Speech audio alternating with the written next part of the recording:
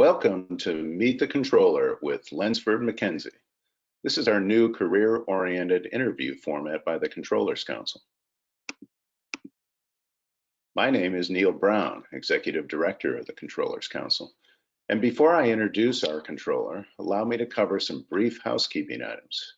First, although we'll not have live Q&A today, feel free to use the GoToWebinar control panel to ask questions to our panelists or the Controllers Council, and we'll respond post-webcast. Second, a video recording of today's interview will be available to all attendees in an email link that you'll receive in the next 24 hours. So with that, I'm very pleased to introduce our panelist, Lensford McKenzie, Financial Controller Americas at Argus Media.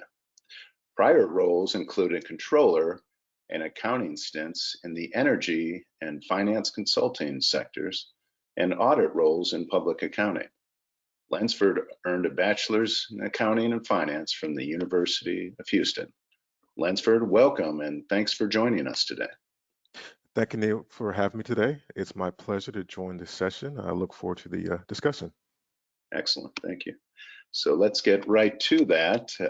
This is our interview format intended to get to a number of career-related questions, a so-called lightning round of Q&A. So my first question to Lensford is, you earned a bachelor's degree in accounting and finance. What inspired you to pursue a career in corporate accounting or in finance? Well, for me personally, what inspired me was finding out things that I didn't like, and I took a myriad of different courses in school. I had, thoughts and plans to attend law school, but doing a hard look at the numbers in terms of just future employment and what would be more beneficial for my career, I decided to go in the corporate accounting and finance world, and I haven't looked back ever since. I have no regrets. It's been great for me and my family, and it's really, really broadened my horizons as far as my career. Neat. That's I also thought I was going to be an attorney since my father was an attorney, and I had that same come to Jesus moment there where I switched. So, and I have no regrets either. So, excellent. Well, yeah, go ahead and let's get to the next question, and tell us what it's like to work for an Americas division of a large global corporation. It can be challenging at certain points, and by challenging it's because the headquarters are, again, for my company based in London, and a lot of times their preferences and their best business practices work in London, but they don't work in the Americas, and having to not only account for best business practices in the US, I have to account for best business practices in Brazil and in Mexico and in Canada, and trying to marry all those goals under the same umbrella of my role can be quite challenging, but it is really rewarding because you get to really meet a lot of different people, and you kind of see a bigger point of how business is being done, not only within the U.S. but also our neighbors to the north, neighbors to the south. So for me, it is a mix of challenging and a mix of growth as well. And I would imagine there's a mix of really early meetings. And yes, really early meetings, and for my colleagues that work in Brazil and in Mexico, they tend to work later because they have breaks during the day, and I'll receive a nice email at 8 o'clock at night, and my wife is asking why are they emailing me at 8 o'clock at night, but that's just their culture. Oh, that's interesting. And then probably some meetings when would prefer to be eating dinner as well. That will be correct. That will be correct.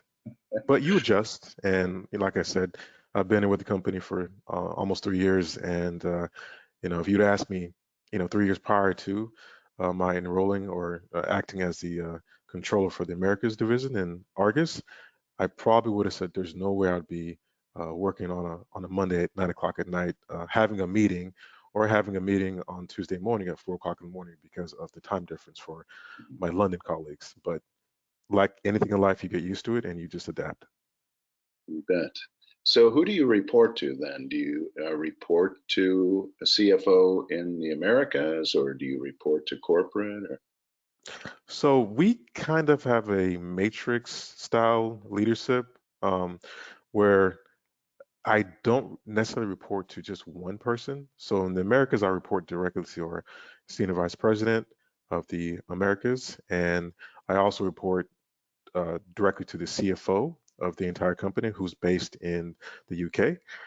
But there's a myriad of different, business sector leaders that I report and support, either financially or operationally. So it's really a web of different people.